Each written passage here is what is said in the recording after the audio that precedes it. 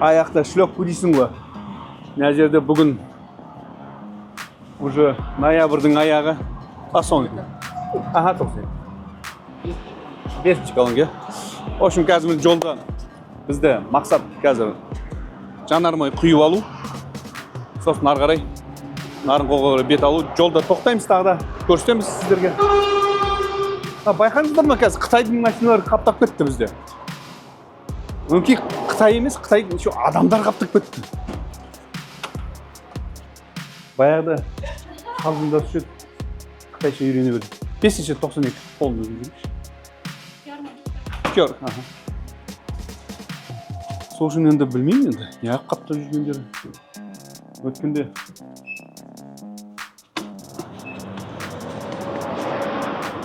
Өткенде Кеген ауданда осы біз бара жатқан әйтеуір көріп қалдым.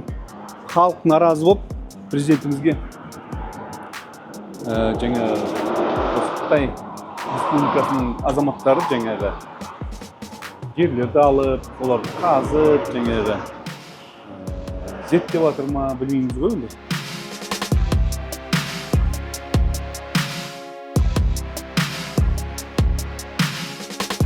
Алматыдан шықтық Қапшағайға қарай. Сосын бір сәл жүргеннен кейін Қайыңды, Көлсай деген бұрылыстар болады. Міне қараңыздар. Қорғас, тіке қарай, Қонаев, Қапшағай бұрынғы. Қазір міне оңға қарай, міне түсір жер, қазір оңға қарай Шелек. Шелек 105 километр. Сол Шелекке қарай жүреміз. Осы бұрылғанда міне қазір бұрыламыз. Шелекке дейін 105 километр. Шелектен кейін біз оңға қарай Байсейіт деген ауылға қарай бұрыламыз. Жолдың бәрі түп-түзу, тіпке жаңағы Аллаға шүкір дамыған заман, баяғыдағыдай емес. Бірақ абай болу керек жолда. Бұяқта 90-70 деген нелер бар, белгілер бар. Соны байқау керек. Камералар бар. Штраф деген білесіздер. Зу етіп келеді. Еще сен қуантып келеді ғой. 50% скидка бір аптада.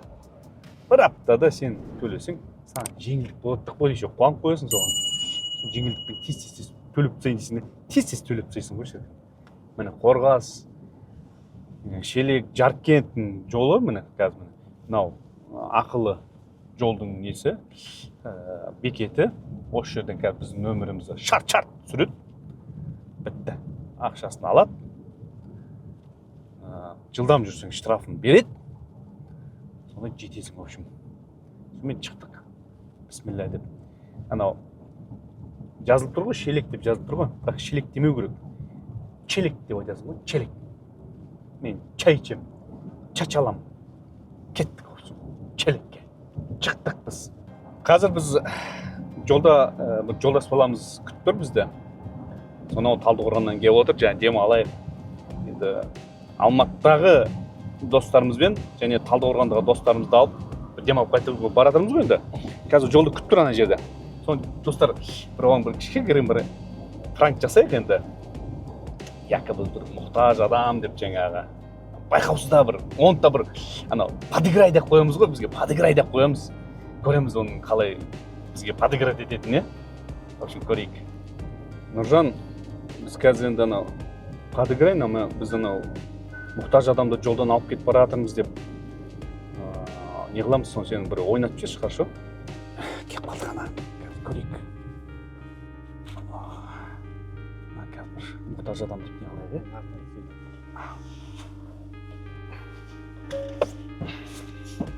Тем бірінші су. Су. Ассалаумалейкум. Күтім нормально? Мен үлкімі анен деп отырмын. Мына достар, сіз қайда барасыз? Біз Нарынқолға жатырмыз. Нарынқолға? Біз де Нарынқолға барып жатырмыз. Жақсы болды. Сіздерді алып кетсек қалай? Бірге барайық, жақсы болады. Танысып, қасым болады? Нұржан. Машалла. Қай жерден келесіз? Мен Алакөл жақтан. Алакөл жақтан? Ақшаңыз жоқ қой, Ақшам жоқ. Мен сіз танимын ғой, сізге подписан ғой. В общем, болмай қалды, в общем. Давай кеттік. Жүрейік достар. Болмады, жарайды енді. Бізден әртіс шықпайды, бізден әртіс шықпайды. Бізден анау пранкер, не дейді анау, вайнер дей ма, бізден шықпайды бізден. Алла сақтасын енді. Қалжың ғой. Самат, сен арт жаққа шығып аласың ба? Орын жайғап ал, Самат. Өзің ыңғайластырып. Артына қоятындарды артына қойып ал, ыңғайластырып. Мұқтаж адамның сумкасы дәу екен. Ал, шиесін тұтайық. Бисмилля деп. Орталарға қойсаңдаршы. Ал, жігіттер. Мынау сапар сәтті болу үшін сапар дұғасын айтайық. Сапар дұғасын айтып, Алладан аман-есен барып келейік деп тілейік. Сөйтіп әңгіме айтып барып қайтайық.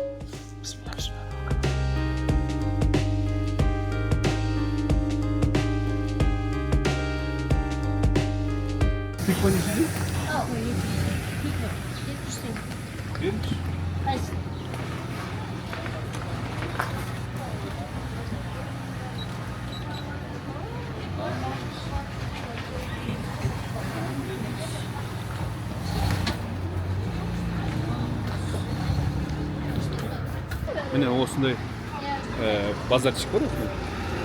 Бәрі сатылады. Мынандай нелер бар. Мынандай дүңгіршектер бар. Бұл жерде жаңа самса, нанау. Керек нәрселер жолға болса, жолға өздеріңізге алып кетуге болады. Сапарда жүрген кезде осындай бір закускалар дәмді кетеді.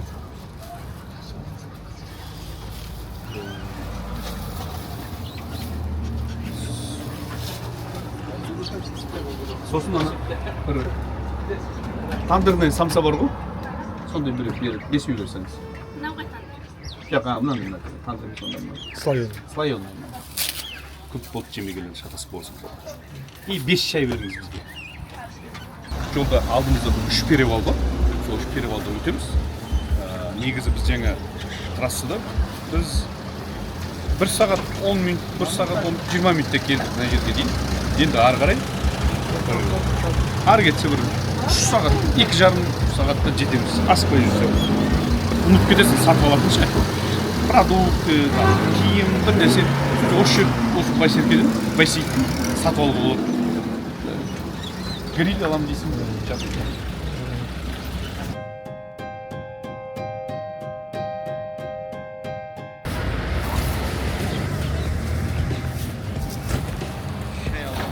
Анда камераны алмайсың, нан алсың.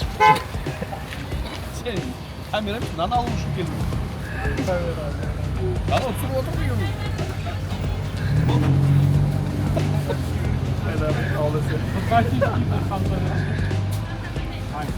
Біреуін ал. Қазақ қай жерде жүрсе де шайды ішпей болмайды ол. Ыстық шайды алып кетіп барады.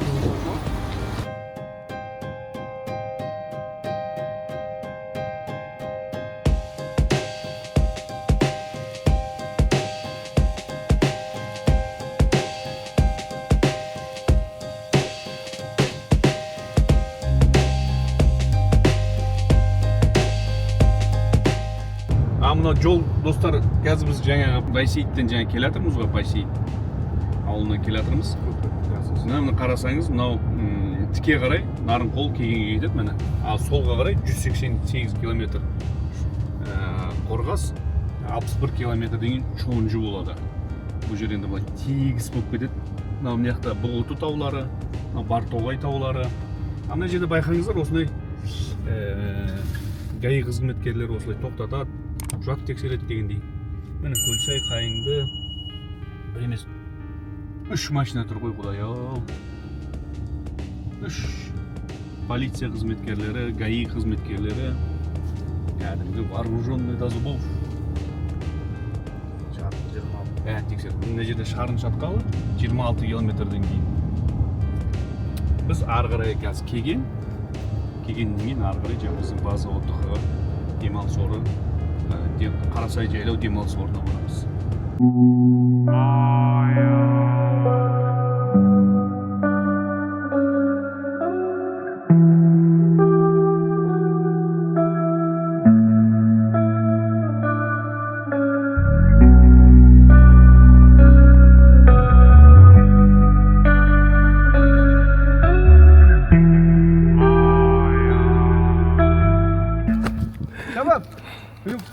from?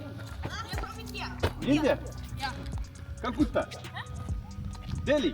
No, we're from Kerala. Itku Chakraborty.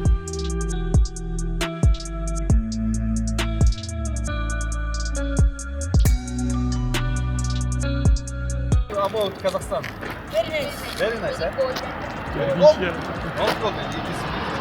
Индус балалар ғой енді туристер мынау сөйлеген кезде оны жестпен сөйлейді. You Indian people? Yeah. When you speaking like Malayalam. Language, right? no not language. You мына ағылшынша мен жетпей жатыр мен.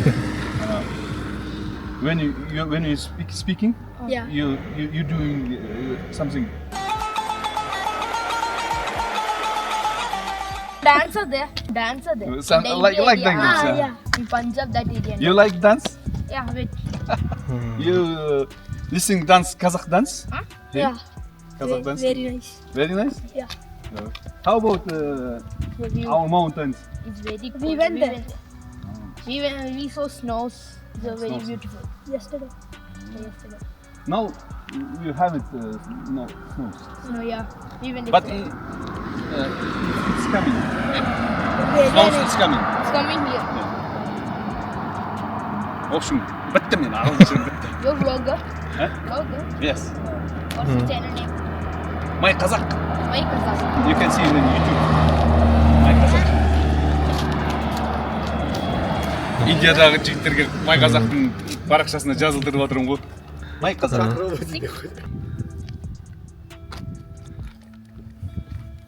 This is My Kazakh. Okay. Okay. Search. You have now internet? Yeah. 4G. 4G.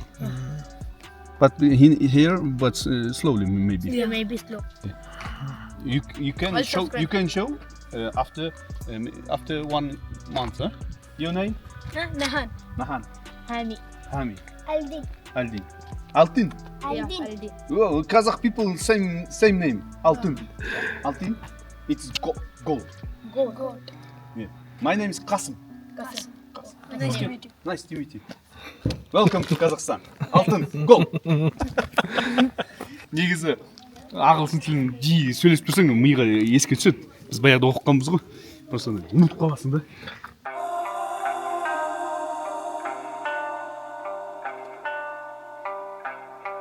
Жаңа біз дәретхана жоқ деп айтып отырмыз ғой енді. Құдайға шүкір әйтеуір бар дәретхана бар әйтеуір. Ақшасын төлеп. Енді көшеде қазір дүниежүзіне келіп жатыр ғой. Арабтар келіп жатыр. Қазір Эмират, Кувейт, Бахрейн, көп мұсылман елдер келіп жатыр ғой. Намазхана бір ашып қойса деймін да. Қазір намазхана жоқ енді, ләж жоқ. Мынандай жерлерге тұрамыз. Қазір күн суық емес, хотя тұрамыз да намаз оқимыз. Не істейміз енді? Басқа орын жоқ. Не істейміз, қайтеміз енді. Қайта осындай бір нелерді пайдалану үшін қалың жайнамаз алып отырсам өзім. Сөйтіп қыблаға жүзімізді қарап, парызымызды өтеп, ары қарай жол жүреміз.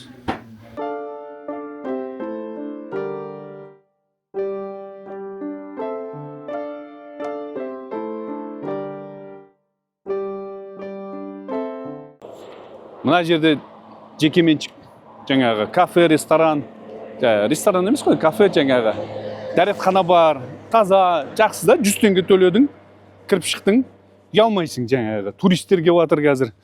Жаңа Индиядан келіп жатыр туристер. Ал енді мына өкіметтің салған туалетін көрсетейік енді. Бұл жаңалық емес енді. Бұл Қазақстан бойынша тұр да бұндай. Аллаға шүкір, мынандай енді, міне, енді жаман нәрсені ғана көрсетпейміз ғой. Мынандай жаңағы қоқыс тастайтын жәшіктер бар, мында бар, анда бар дегендей. Аялдама бар, мында аялдама, аяқта аялдама. Керемет енді.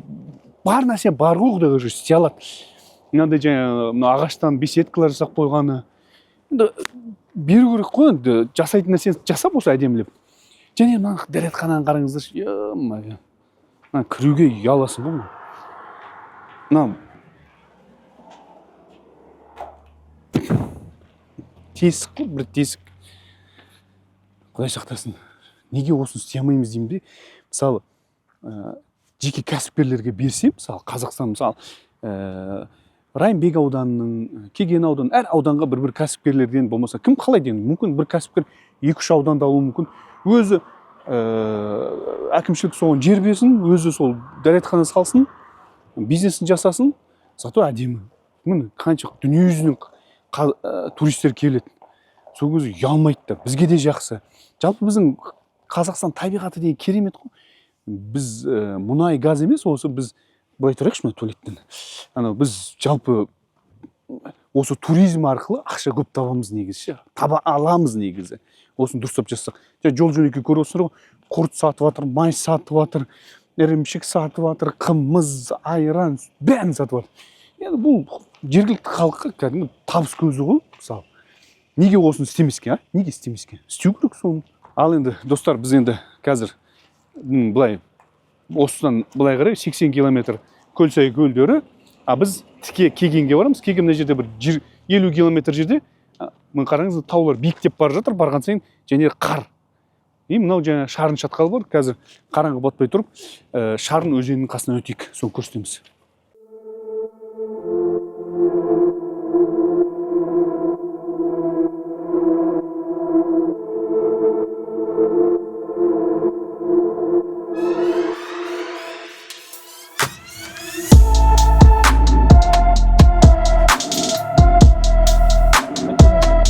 Осы жерде мысалы, анау аржанды көпір тұр, анау аржанды ескі жолдың көпірі.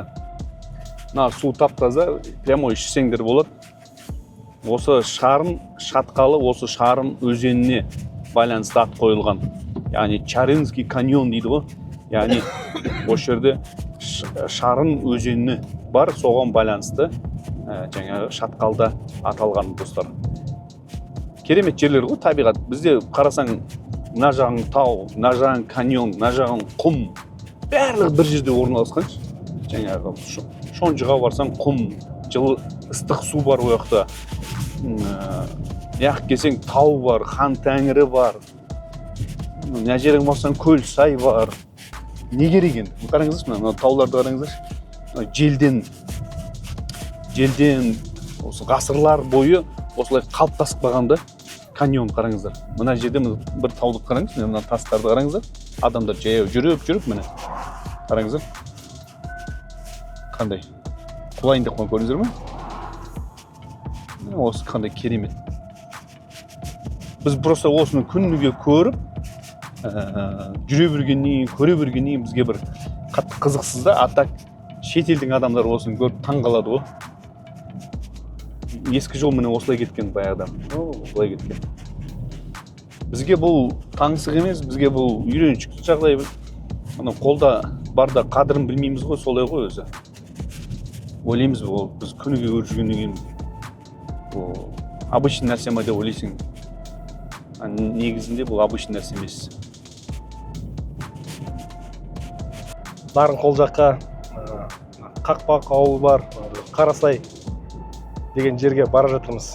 Өте, мен бірінші рет емес бара жатқаным. Бұл жерде болғам бірнеше рет. Өте сондай тамаша жерде қайта қайт келгім келе береді. Осы жерде тура тауда, даласында бәрі әдемі, керемет. Аңға да келуге болады, бала-шағамен де келуге болады мына жақта. Су өте керемет мына жерде. Біз осы жаққа бірінші рет келген кезде көп су алып келгенбіз ішетін, напиктарымызды, суларымызды. Мұнда кеп ана суды ішкеннен кейін, ағып тұрған, Қарасайдағы ағып тұрған суды ішкеннен кейін ұмытып кеттік. Соқтарымызды да ештеңе ішкен жоқпыз. Тек қана ана судан ғана ішіп отырдық. Судың ішінде форель деген балық бар, тау бар, тауда ана неше түрлі аңдар, алыс барып кері жоқ, бәрі көріп тұршы ана жерде. Тура білмеймін, өзіміздің елімізде жүріп, мен басқа шетелге барғымда келмейді, мына жерде көрмеген жерлеріміз, тамаша әдемі жерлеріміз өте көп екен оказывается. Қарасай жерді көріп, соған таң қалдық. Сол Қасым досыма рахмет. Соны келіп бізді көрсетіп мына жерді неткенімізге. Сол енді бір барғаннан кейін біз жылда келетін әдет жасап алдық. Жылына бір рет, екі рет келіп кетеміз. Қарасай деген жайлау демалыс орнымыз бар, сол жерге барып жігіттермен өзіміз ақырын жақсы банямызға түсіп, жақсы демалып қайтамыз. Енді алда қалған нәрселерді көре жатасыздар ғой енді. Мен осы өзім Нарынқол Кеген жақтықпын. Албанмын, руым. яғни бізге тау былай қалай десем екен таңғалатын нәрсе емес та. Шетелдіктер келеді, кәдімгі таңғалады, кәдімгідей қатты көріп. Бірақ біз біз үйреншікті нәрсе. Қаланың андай бір шаң, таза емес ауасынан осы жаққа келіп, біз демаламыз таза ауасынан. Өзім Айболоровпын, негізі ары бері видео түсіріп, бір шетінен қыдырып та жүремін. Қасыма қарап айтамын. Біз анау өкіметті кейбір кезде жамандаймыз ғой. Жамандағанда қателіктерін айтамыз. Бірақ өкіметтің де дұрыс жақтарын айтып қою керек та. Мысалы, Аллаға шүкір, енді кеш болса да осындай бір жолдар жасалынып, қазір осылай әдемі трассада осылай қауіпсіз дегендей жетіп барасың. Осылай бір плюстарды бар да. Енді сын айтпай мін түзілмейді дейді ғой. Кейбір кезде сынды осылай орынды айту керек та. Еліміз көркейсе, халқымыздың жағдайы жақсы болады. Халықтың жағдайы жақсы болатын болса, шенеуніктер де былай айтқан кезде өзінің міндетін толық атқарып, рахаттанып, өздеріне де жақсы пайда болып өмір сүреді ғой барлығы. Негізі енді 50 жылда ел жаңа, 100 жылда қазан дегендей мүмкін жайлап осылай жақсарып кетеміз Алла қаласа.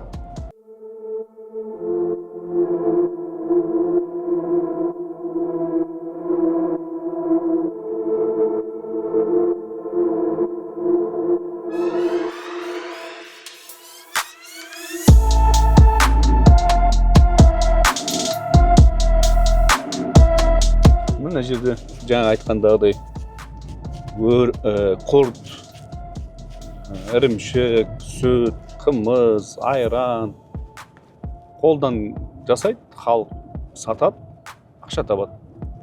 Жазда омарташылар бал жинап, оны қыс бойы сатып шығады, жазда сатады.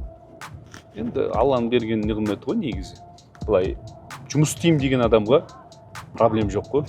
Ақша табуға болады негізі.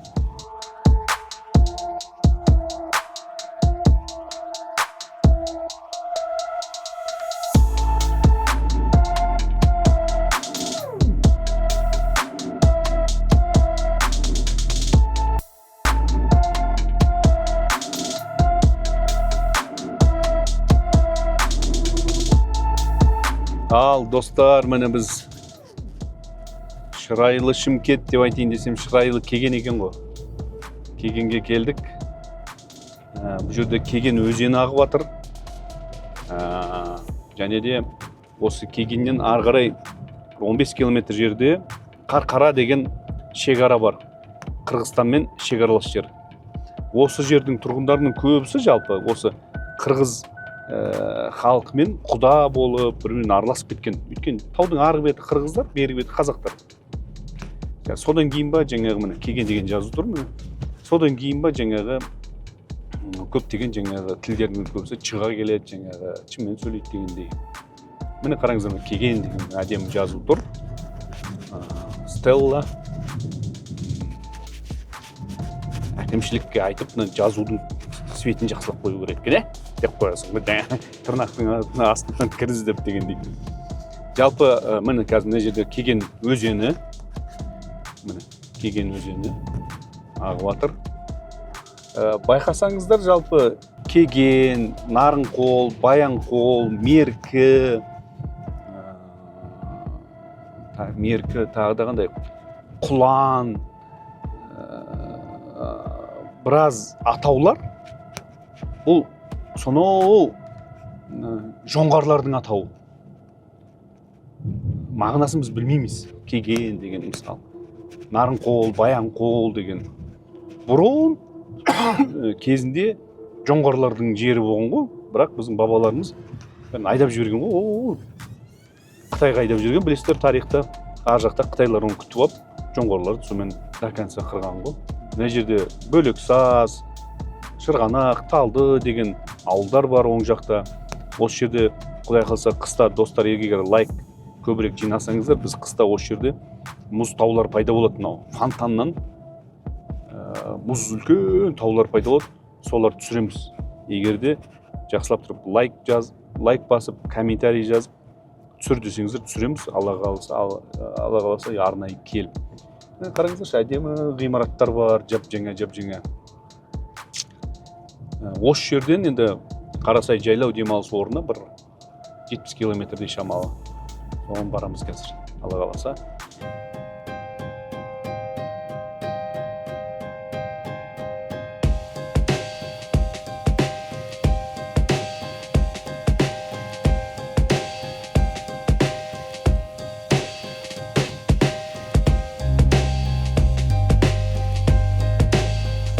Мына жолда келатқан кезде байқау керек, әсіресе мынау қараңғы батқан кезде, түнде жолда мал жүреді, жылқы, сиыр дегендей. Сиыр көбінесе жолдың жағасында жүреді, жылқылар көбінесе жолға шығып алады, әсіресе мынау неде жазда шыбындап тұрады жол. Міне қараңыздар, осы асфальтпен келе жатамыз да, мына сол жақта қақпақ ауыл тұр, ал оң жағымызда міне демалыс орны деп тұр. Қарасай жайлауы 23 километр. Осы жерден 23 километр біз неге қарай жол жүреміз.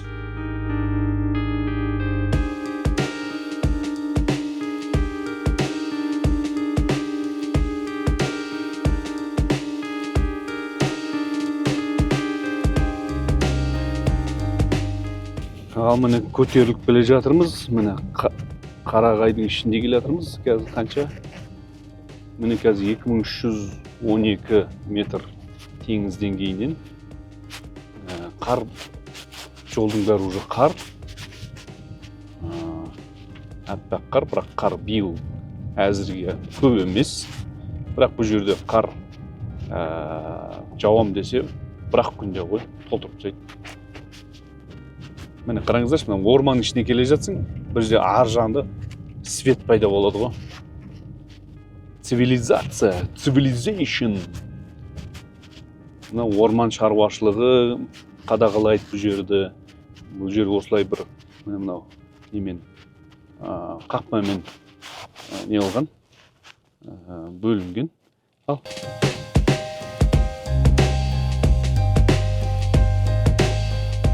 Свет қазір қалай бізді қарсы алады екен көреміз енді. Аллаға шүкір. Ой, міне келдік міне. О, бисмилля.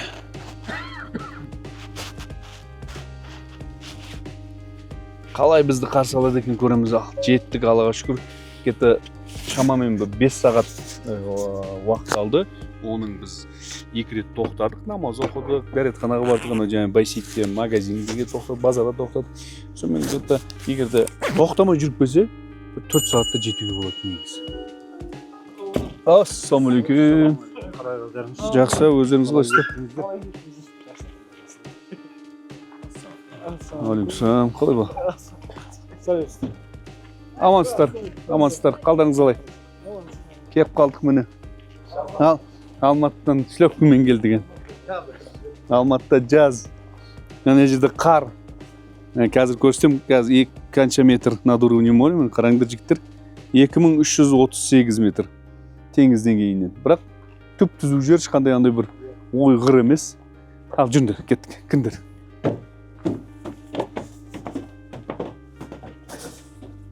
Қазір минус 5 па, минус 4 па, сонда екен, ауа райы. Мына жерде аяқ киім шешеміз. О, бисмилля. Ассалаумағалейкум. Әне, асхана. Мына бізге арналған дастархан ба? Ойбай, мынау суық қой, ой.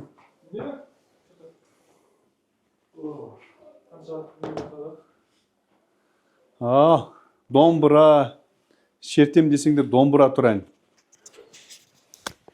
Не керек? Қазір бір әудейміз қазір. Самат қазір бір әудеп жібереді қазір. Албанның жігіті қазір. Домбыра шертпейтін албан бар ма?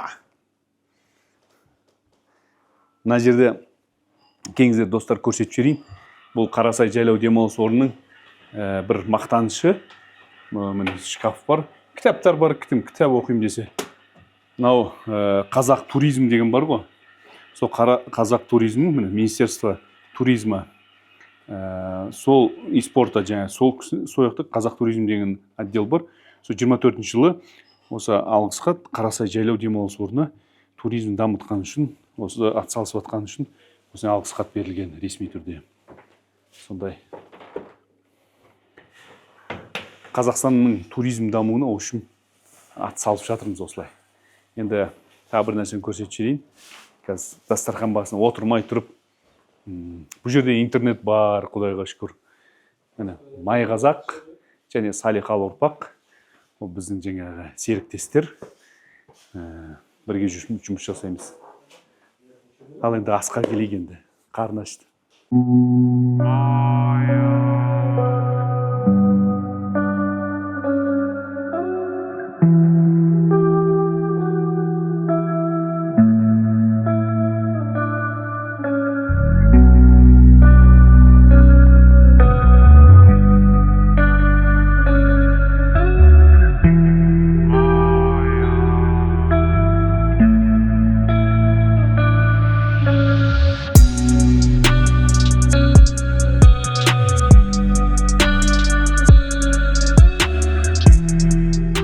Ал міне келдік, тамағымызды іштік.